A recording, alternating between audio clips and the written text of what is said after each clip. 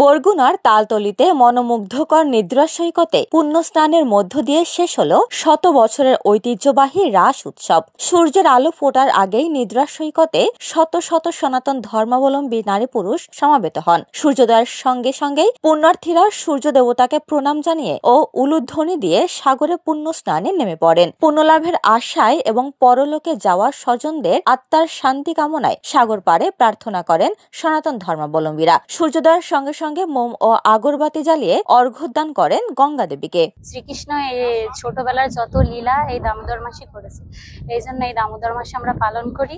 তার শেষে যত আমাদের যত পাপ করছি আর কি, এগুলো এই সাগরে বিসর্জন দিয়ে ডুব দিয়ে গঙ্গামার কাছে আসে, এই জন্য রাশি আসা।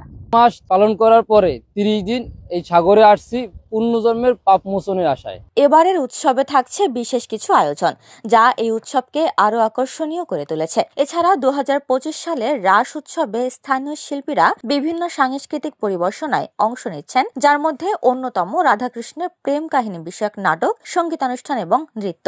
পরে ধর্মীয় বিভিন্ন আচার অনুষ্ঠানের মাধ্যমে তালতলির নিদ্রা সৈকতে শেষ হয় রাস উৎসব। যদি স্নান করি তার পাপ মোচন হয়, আমরা এই যে বিশ্বাসী আর এটা করে দিয়েছি পূর্ব থেকে এখনো করি।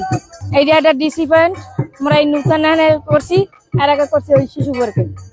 আমাদের ধর্মের এবং রাস পূর্ণিমা তাই স্নানের জন্য এবং আমি আমার মার সাথে এসেছি। এই জায়গায় আমি স্নান করেছি সকালে এবং রাতে অনেক সাংস্কৃতিক অনুষ্ঠান হয়েছে এই জায়গায়, এবং আমাদের পূর্বপুরুষের আত্মা শান্তির জন্য এই জায়গায় আমরা স্নান করতে প্রতি বছরই আসি। রাস উৎসব কমিটির সভাপতি বলেন, এবার শত শত নারী পুরুষ নিদ্রা সৈকতে পুণ্য স্নানে অংশগ্রহণ করতে এসেছেন। স্থানীয় প্রশাসন ও ইউনিয়ন পরিষদের চেয়ারম্যান সহ সবার সহযোগিতায় এবারের উৎসব সুন্দর ও সুষ্ঠুভাবে সম্পন্ন হয়েছে। হরে কৃষ্ণ, সকলকে কৃষ্ণ প্রীতি শুভেচ্ছা অভিনন্দন। রাস পূর্ণিমা, শ্রী শ্রী রাস পূর্ণিমা 2025 উপলক্ষে আজকের গতদিন থেকে এখানে হাজার হাজার দর্শনার্থী ভক্তবৃন্দ এসেছে।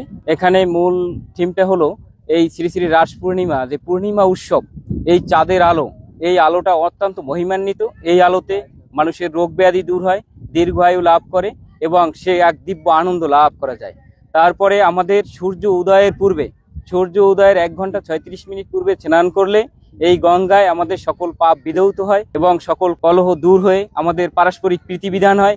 এই মর্মে আমরা স্নান করতে এসেছি এবং সারা রাত্র এই চাঁদের আলো আমাদের চাঁদের রশ্মি আমাদের শরীরে, সবার শরীরে আমরা এখানে সারা রাত্র ছিলাম, জাগরণ করেছি এবং সেখানে কীর্তন হয়েছে, বিভিন্ন প্রোগ্রাম হয়েছে, আনন্দ হয়েছে, অত্যাধিক আনন্দ হয়েছে।